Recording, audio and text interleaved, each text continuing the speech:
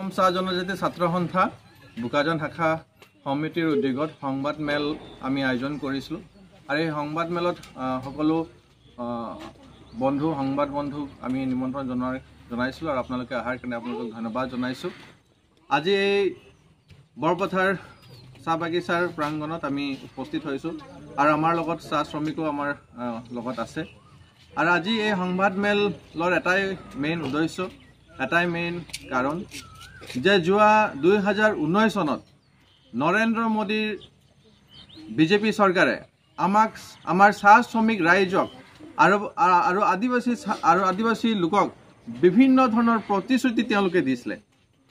আৰু সেই প্ৰতিশ্ৰুতিবোৰ আছিলে এক জনজাতিকৰণ কৰা, 2 নম্বৰ আমাৰ চাহ শ্ৰমিকৰ দৈনিক মজুৰি বৃদ্ধি কৰা 351 টকালৈকে, 3 নম্বৰ আছিলে আমাৰ যিখিনি চাহ শ্ৰমিক আৰু আদিবাসী লোকবোৰ বসবাস কৰি আছে অসমত তেওঁলোকক মাটি পট্টা প্ৰদান কৰা আৰু যিখিনি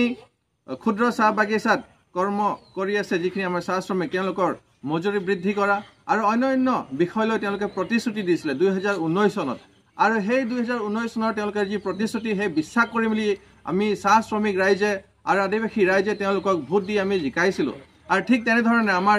6 নং ডিফু এছটি বিধানসভাৰ ডিফু এছটি পাৰ্লিমেণ্ট কনষ্টিটুৱেঞ্চিৰ আমাৰ পূৰ্বৰ সাংসদ হৰেণ সিং বেগ ডাঙৰীয়াক আমি ইয়াৰ পৰা জিকাই পঠিয়াইছিলোঁ 2019 চনত। কিন্তু 2019 চনৰ পৰা আজি পৰ্যন্ত কোনো এজন ব্যক্তিয়ে তেওঁক দেখা সাক্ষাৎ নহ'ল। আজি পৰ্যন্ত MP যিখিনি ফাণ্ড আছে MPৰ কোনো ফাণ্ড আমাৰ জনগোষ্ঠীৰ কাৰণে তেওঁলোকে একো স্কিম নধৰিলে। গতিকে আমি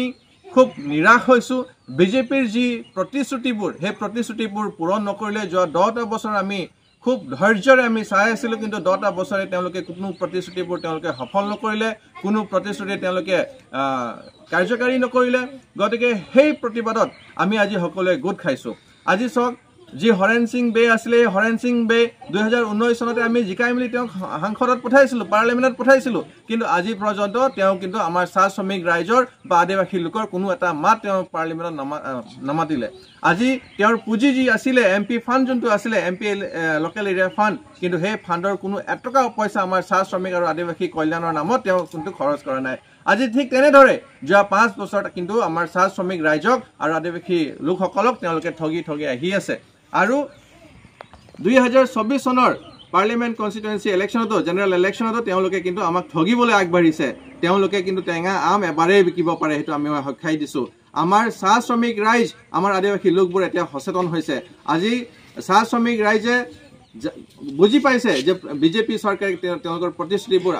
অকল মিছলীয়া, অকল ফাঁকিহে আমাক দি আহিছে। গতিকে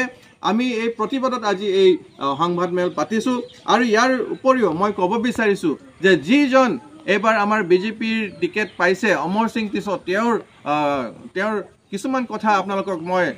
জনাব বিচাৰিছোঁ। তেওঁ হৈছিল যোৱা 2022 চনত তেওঁ EM পাইছিল লেণ্ড এণ্ড ৰেভিনিউ আৰু লেণ্ড এণ্ড ৰেভিনিউ EM পোৱাৰ পাছত কিন্তু এজনো চাহ শ্ৰমিক ৰাইজ এজনো আদিবাসী লোক কিন্তু লেণ্ড পাতা নাপালে। তেওঁ EM পোৱাৰ পাছত তেওঁৰ পাৰ্চনেল সম্পত্তি বৃদ্ধি হৈ গ'ল। মই অলপ পাছত ক'ম তেওঁৰ পাৰ্চনেল সম্পত্তি কিমানলৈকে বৃদ্ধি হ'ল, কিন্তু আজি পৰ্যন্ত তেওঁ কিন্তু আমাৰ চাহ শ্ৰমিক ৰাইজৰ কাৰণে কোনো এটা মাত মাতা আমি নেদেখিলোঁ। অমৰ সিং টিছ এনে এজন ব্যক্তি যিজন ব্যক্তি মাটি কেলেংকাৰীৰ নামতো জড়িত হৈ আছে। আমি নিউজে পত্ৰই আমি চাই আছোঁ। আৰু অমৰ সিং টিছ এনে এজন ব্যক্তি যিজন ব্যক্তি আমি অনুৰোধ জনাইছিলোঁ যে আমাক অসম চৰকাৰে আমাৰ বয়জ হোষ্টেলৰ নামত কিছু ফাণ্ড মোকলাই দিছে আৰু এই ফাণ্ডৰ কাৰণে আমাক কিছু মাটিৰ প্ৰয়োজন হৈছিলে আৰু সেই হিচাপত আমি অমৰ সিং টিছ ছাৰক আমি লগ কৰি মেলি কৈছিলোঁ যে আমাক এডোখৰ মাটি লাগে আমাৰ ছাত্ৰবোৰ যাতে ডিফুত আহি মেলি তেওঁলোকে হোষ্টেলত থাকি মেলি তেওঁলোকে পঢ়িব পাৰিব। কিন্তু আজি পৰ্যন্ত তেওঁলোকে কিন্তু আমাক মাটি তেওঁলোকে এলটমেণ্ট নিদিলে। আমি যেতিয়া অমৰ সিং ছাৰক কওঁ তেতিয়া তেওঁ CM ছাৰক কয়, যেতিয়া আমি CM ছাৰক লগ কৰিব যাওঁ তেওঁ EM ছাৰক কয়। এনেকুৱা ঠেলি কৰিয়ে দিনবোৰ পাৰ হৈছে। তাৰ কাৰণে আজি আমি বয়জ হোষ্টেল বনাব নোৱাৰিলোঁ। ঠিক তেনেধৰণে আজি লাহোৰীজানৰ নিৰ্মল কুমাৰ চাহ বাগিচা যিভাৱে ইভিকশ্যন হয়, যিভাৱে লেণ্ড এনক্ৰচমেণ্ট হৈ আছে, ইলিগেল মানুহে তাত আহি মেলি লেণ্ড এনক্ৰচমেণ্ট কৰি আছে, সেই সন্দৰ্ভত আমি এখন চিঠি পঠিয়াইছিলোঁ আৰু সেই চিঠিখন কিন্তু তেওঁ ৰিচিভ নকৰিলে সেই চিঠিখন তেওঁলোকে ঘূৰাই পঠিয়ালে মানে ইয়াত পোনপটীয়াকৈ বুজা পাইছে যে চাহ শ্ৰমিক ৰাইজৰ দুখ চাহ শ্ৰমিক ৰাইজৰ বেদনাখিনি অমৰ সিং টিছ ডাঙৰীয়াই কিন্তু বুজি নাপায় তেওঁ খালি নিজৰ সম্পত্তি কেনেকৈ বৃদ্ধি কৰিম তাকে তেওঁ চিন্তা কৰি আছে যোৱা নমিনেশ্যন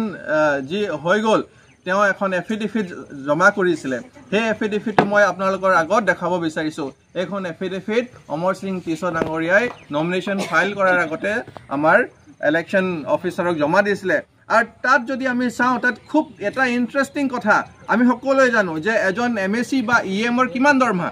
প্ৰতি মাহে 60-70 টকা দৰমহা আমি যদি গোটেই বছৰত যদি ক্যালকুলেশ্যন কৰোঁ 8 পৰা 10 লাখ টকা তেওঁৰ দৰমহা হয় কিন্তু যদি আমি চাওঁ 12/6/2022 চনত 12/6/2022 চনত তেওঁ MSc হিচাপত ইলেক্টেড হৈছিলে তেওঁ MSc হিচাপত তেওঁ জিকিছিলে 12/6/2022 চনত আৰু ঠিক এমাহৰ পাছত 8/7/2022 চনত তেওঁ প্ৰায় 1 কোটিতকৈ বেছি পইচা তেওঁ বেংকত ফিক্স ডিপজিট কৰিছিলে আৰু 8/7/2022 চনত আৰু 1 কোটিতকৈ বেছি জমা ধন তেওঁ ফিক্স ডিপজিট কৰিছিলে আৰু 8/7/2022 চনত 1 কোটিতকৈ বেছি তেওঁ পইচা জমা কৰিছিলে তো মই যদি চাওঁ 8 তাৰিখত তেওঁ 3 কোটিতকৈ বেছি ধন তেওঁ HDFC আৰু SBI বেংকত জমা কৰিছে ঠিক তেনেদৰে যদি আমি 5/12/2022 চনত চাওঁ 5/12/2022 চনত ঠিক তেনেধৰণে 2 কোটি তেওঁলোকে জমা কৰিছে আৰু 30 লাখ জমা কৰিছে যদি আমি গোটেই টোটেলটো কৰোঁ 8/7/2022 চনৰ পৰা 5/12/2022 চনলৈকে তেতিয়া হলে তেওঁ 6 কোটি 16 লাখ টকাকৈ অধিক পইচা তেওঁ ফিক্স ডিপজিট কৰিছে এইটো হৈ গ'ল তেওঁৰ অকল বেংকৰ ডিটেইলছ হেইটো মই কৈছো তেওঁ ইলেক্টেড হোৱাৰ পাছত 2022 চনৰ পাছৰ কথা কৈ আছো মই আৰু ঠিক তেনেদৰে 24/2/2023 চনত